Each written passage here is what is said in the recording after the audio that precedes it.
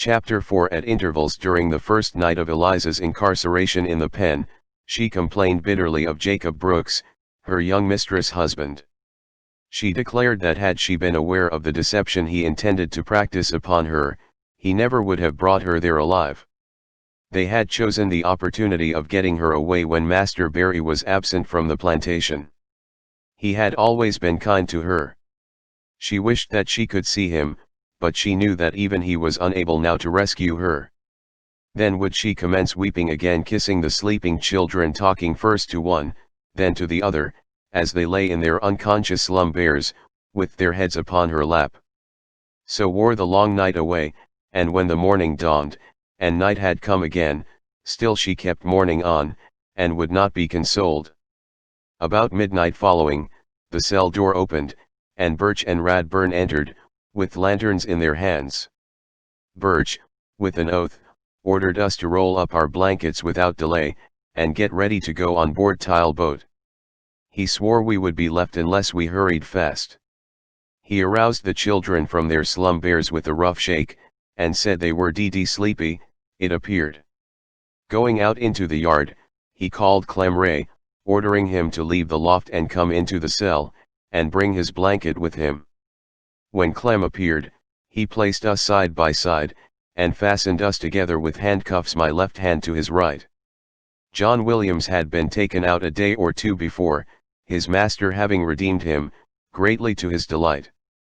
Clem and I were ordered to march, Eliza and the children following. We were conducted into the yard, from thence into the covered passage, and up a flight of steps through a side door into the upper room, where I had heard the walking to and fro. Its furniture was a stove, a few old chairs, and a long table, covered with papers. It was a whitewashed room, without any carpet on the floor, and seemed a sort of office. By one of the windows, I remember, hung a rusty sword, which attracted my attention. Birch's trunk was there. In obedience to his orders, I took hold of one of its handles with my unfettered hand, while he, taking hold of the other, we proceeded out of the front door into the street in the same order as we had left the cell. It was a dark night. All was quiet. I could see lights, or the reflection of them, over towards Pennsylvania Avenue, but there was no one, not even a straggler, to be seen. I was almost resolved to attempt to break away. Had I not been handcuffed, the attempt would certainly have been made, whatever consequence might have followed. Radburn was in the rear, carrying a large stick, and hurrying up the children as fast as the little ones could walk. So we passed, handcuffed and in silence, through the streets of Washington, through the capital of a nation, whose theory of government, we are told, rests on the foundation of man's inalienable right to life, liberty, and the pursuit of happiness. Hail! Columbia, happy land, indeed. Reaching the steamboat, we were quickly hustled into the hold, among barrels and boxes of freight. A colored servant brought a light, the bell rung, and soon the vessel started down the Potomac, carrying us we knew not where. The bell tolled as we passed the tomb of Washington. Birch, no doubt, with uncovered head, bowed reverently before the sacred ashes of the man who devoted his illustrious life to the liberty of his country. None of us slept that night but Randall and little Emmy. For the first time Clem Ray was wholly overcome. To him the idea of going south was terrible in the extreme. He was leaving the friends and associations of his youth, everything that was dear and precious to his heart, in all probability never to return. He and Eliza mingled their tears together, bemoaning their cruel fate. For my own part, difficult as it was, I endeavored to keep up my spirits. I resolved in my mind 100 plans of escape, and fully determined to make the attempt the first desperate chance that offered. I had by this time become satisfied, however, that my true policy was to say nothing further on the subject of my having been born a freeman. It would but expose me to maltreatment, and diminish the chances of liberation. After sunrise in the morning we were called up on deck to breakfast. Birch took our handcuffs off, and we sat down to table. He asked Eliza if she would take a dram. She declined, thanking him politely. During the meal we were all silent, not a word passed between us. A mulatto woman who served at table seemed to take an interest in our behalf, told us to cheer up, and not to be so cast down. Breakfast over, the handcuffs were restored, and Birch ordered us out on the stern deck. We sat down together on some boxes, still saying nothing in Birch's presence. Occasionally a passenger would walk out to where we were, look at us for a while, then silently return. It was a very pleasant morning. The fields along the river were covered with verdure, far in advance of what I had been accustomed to see at that season of the year. The sun shone out warmly, the birds were singing in the trees. The happy birds, I envied them. I wished for wings like them, that I might cleave the air to where my birdlings waited vainly for their father's coming, in the cooler region of the north. In the forenoon the steamer reached Aquia Creek. There the passengers took stages, Birch and his 5 slaves occupying one exclusively. He laughed with the children, and at one stopping place went so far as to purchase them a piece of gingerbread. He told me to hold up my head and look smart. That I might, perhaps, get a good master if I behaved myself. I made him no reply. His face was hateful to me, and I could not bear to look upon it. I sat in the corner, cherishing in my heart the hope, not yet extinct, of some day meeting the tyrant on the soil of my native state. At Fredericksburg we were transferred from the stagecoach to a car, and before dark arrived in Richmond, the chief city of Virginia. At this city we were taken from the cars, and driven through the street to a slave pen, between the railroad depot and the river, kept by a Mr. Gooden. This pen is similar to Williams in Washington, except it is somewhat larger, and besides, there were 2 small houses standing at opposite corners within the yard. These houses are susuali found within slave yards, being used as rooms for the examination of human chattels by purchasers before concluding a bargain. Unsoundness in a slave, as well as in a horse, detracts materially from his value. If no warranty is given, a close examination is a matter of particular importance to the Negro jockey. We were met at the door of Gooden's yard by that gentleman himself, a short, fat man, with a round, plump face, black hair and whiskers, and a complexion almost as dark as some of his own Negroes. He had a hard, stern look, and was perhaps about 50 years of age. Birch and he met with great cordiality. They were evidently old friends. Shaking each other warmly by the hand, Birch remarked he had brought some company, inquired at what time the brig would leave, and was answered that it would probably leave the next day at such an hour.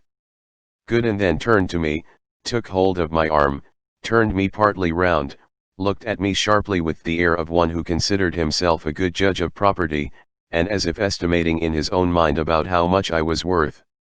"Well, boy, where did you come from?" Forgetting myself, for a moment, I answered, "From New York." "New York? HL. What have you been doing up there?" was his astonished interrogatory. Observing Birch at this moment looking at me with an angry expression that conveyed a meaning it was not difficult to understand, I immediately said, "Oh, I have only been up that way a piece," in a manner intended to imply that although I might have been as far as New York, yet I wished it distinctly understood that I did not belong to that free state, nor to any other. Gooden then turned to Clem, and then to Eliza and the children, examining them severally, and asking various questions. He was pleased with Emily, as was everyone who saw the child's sweet countenance. She was not as tidy as when I first beheld her, her hair was now somewhat disheveled, but through its unkempt and soft profusion there still beamed a little face of most surpassing loveliness. "Altogether we were a fair lot, a devilish good lot," he said, enforcing that opinion with more than one emphatic adjective not found in the Christian vocabulary. Thereupon we passed into the yard. Quite a number of slaves, as many as 30 I should say, were moving about, or sitting on benches under the shed. They were all cleanly dressed, the men with hats, the women with handkerchiefs tied about their heads. Birch and Gooden, after separating from us, walked up the steps at the back part of the main building, and sat down upon the door sill. They entered into conversation, but the subject of it I could not hear. Presently Birch came down into the yard, unfettered me, and led me into one of the small houses. "You told that man you came from New York," said he. I replied, I told him I had been up as far as New York, to be sure, but did not tell him I belonged there, nor that I was a freeman. "I meant no harm at all, Master Birch. I would not have said it had I thought." He looked at me a moment as if he was ready to devour me, then turning round went out. In a few minutes he returned. "If ever I hear you say a word about New York, or about your freedom, I will be the death of you, I will kill you, you may rely on that," he ejaculated fiercely. I doubt not he understood then better than I did, the danger and the penalty of selling a free man into slavery. He felt the necessity of closing my mouth against the crime he knew he was committing. Of course, my life would not have weighed a feather, in any emergency requiring such a sacrifice. Undoubtedly, he meant precisely what he said. Under the shed on one side of the yard, there was constructed a rough table, while overhead were sleeping lofts the same as in the pen at Washington. After partaking at this table of our supper of pork and bread, I was handcuffed to a large yellow man, quite stout and fleshy, with a countenance expressive of the utmost melancholy. He was a man of intelligence and information. Chained together, it was not long before we became acquainted with each other's history. His name was Robert. Like myself, he had been born free, and had a wife and 2 children in Cincinnati. He said he had come south with 2 men, who had hired him in the city of his residence. Without free papers, he had been seized at Fredericksburg, placed in confinement, and beaten until he had learned, as I had, the necessity and the policy of silence. He had been in Gooden's pen about 3 weeks. To this man I became much attached. We could sympathize with, and understand each other. It was with tears and a heavy heart, not many days subsequently, that I saw him die, and looked for the last time upon his lifeless form. Robert and myself, with Clem, Eliza and her children, slept that night upon our blankets, in one of the small houses in the yard.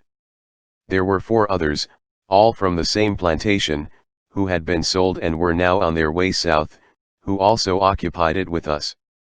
David and his wife, Caroline, both mulattoes, were exceedingly affected. They dreaded the thought of being put into the cane and cotton fields, but their greatest source of anxiety was the apprehension of being separated. Mary, a tall, lithe girl, of a most jetty black, was listless and apparently indifferent. Like many of the class, she scarcely knew there was such a word as freedom. Brought up in the ignorance of a brute, she possessed but little more than a brute's intelligence. She was one of those, and there are very many, who fear nothing but their master's lash, and know no further duty than to obey his voice. The other was Lethe. She was of an entirely different character. She had long, straight hair, and bore more the appearance of an Indian than a Negro woman. She had sharp and spiteful eyes, and continually gave utterance to the language of hatred and revenge. Her husband had been sold. She knew not where she was. An exchange of masters, she was sure, could not be for the worse. She cared not whither they might carry her. Pointing to the scars upon her face, the desperate creature wished that she might see the day when she could wipe them off in some man's blood. While we were thus learning the history of each other's wretchedness, Eliza was seated in a corner by herself, singing hymns and praying for her children. Wearied from the loss of so much sleep, I could no longer bear up against the advances of that sweet restorer, and laying down by the side of Robert, on the floor, soon forgot my troubles, and slept until the dawn of day. In the morning, having swept the yard, and washed ourselves, under Gooden's superintendence, we were ordered to roll up our blankets, and make ready for the continuance of our journey. Clem Ray was informed that he would go no further, Birch, for some cause, having concluded to carry him back to Washington. He was much rejoiced. Shaking hands, we parted in the slave pen at Richmond, and I have not seen him since.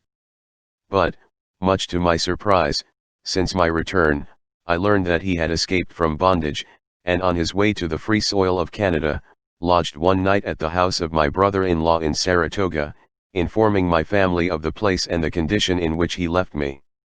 In the afternoon we were drawn up, two abreast, Robert and myself in advance, and in this order, driven by Birch and Gooden from the yard, through the streets of Richmond to the brig Orleans. She was a vessel of respectable size, full-rigged, and freighted principally with tobacco. We were all on board by 5 o'clock. Birch brought us each a tin cup and a spoon. There were 40 of us in the brig, being all, except Clem, that were in the pen. With a small pocket knife that had not been taken from me, I began cutting the initials of my name upon the tin cup. The others immediately flocked round me, requesting me to mark theirs in a similar manner. In time, I gratified them all, of which they did not appear to be forgetful. We were all stowed away in the hold at night, and the hatch barred down. We laid on boxes, or wherever there was room enough to stretch our blankets on the floor. Birch accompanied us no farther than Richmond, returning from that point to the capital with Clem. Not until the lapse of almost 12 years, to wit, in January last, in the Washington police office, did I set my eyes upon his face again. James H. Birch was a slave trader buying men, women, and children at low prices, and selling them at an advance. He was a speculator in human flesh, a disreputable calling and so considered at the South. For the present he disappears from the scenes recorded in this narrative, but he will appear again before its close, not in the character of a man-whipping tyrant, but as an arrested, cringing criminal in a court of law, that failed to do him justice.